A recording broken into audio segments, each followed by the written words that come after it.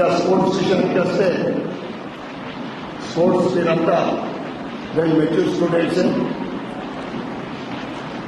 Sports అంటే body fitness, హెల్దీనెస్తో పాటు మన డే అంతా కూడా చాలా యాక్టివ్గా హ్యాపీగా ఉంటుంది స్పోర్ట్స్. ముఖ్యంగా నిజామాబాద్లో అంటే ఇండోర్లో ఎక్కడ ఏ స్పోర్ట్స్ ఈవెంట్ కానీ ప్రైజ్ డిస్ట్రిబ్యూషన్ కానీ జరిగినా కానీ స్టేట్ గవర్నమెంట్ నుంచి పర్మనెంట్ కోచింగ్ లేకుండా కానీ కోచర్స్ లేకుండా, కోచర్స్ లేరు గవర్నమెంట్ టాప్ నుండి గవర్నమెంట్ నుండి, అయినా కానీ నిజామాబాద్ డిస్టిక్లో కానీ టౌన్లో కానీ state and national and international students sports కూడా ఉన్నారంటే నిజంగా నిజామాబాద్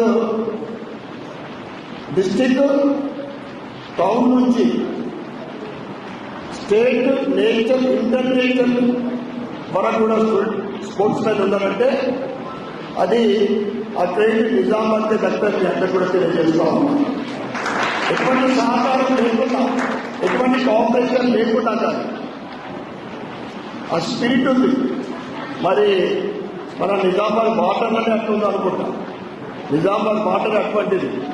నాట్ ఓన్లీ స్పోర్ట్స్, కల్చర్లో కానీ, యోగాలో కానీ అన్నింటిలో కూడా స్టేట్లో నెంబర్ 1 నిజామాబాద్. ఒకవైపు సెంట్రల్ గవర్నమెంట్ నుండి ఖేలో ఇండియా, ఫిట్ ఇండియా ఈ కాన్సెప్ట్ తోటి central government supporting sports man.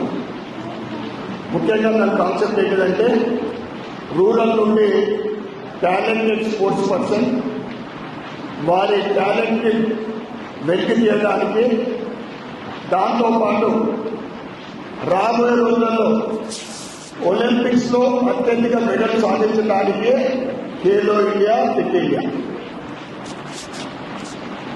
అనేక చోట్ల అంటే ఇక్కడ మన కాలేజ్ ఇన్స్టిట్యూషన్ అంతా ఖేలో ఇండియా నుండి మనకి ఫండ్ సపోర్ట్ రావడం లేదనుకుంటా. అదర్ దెన్ కాలేజెస్ కాకుండా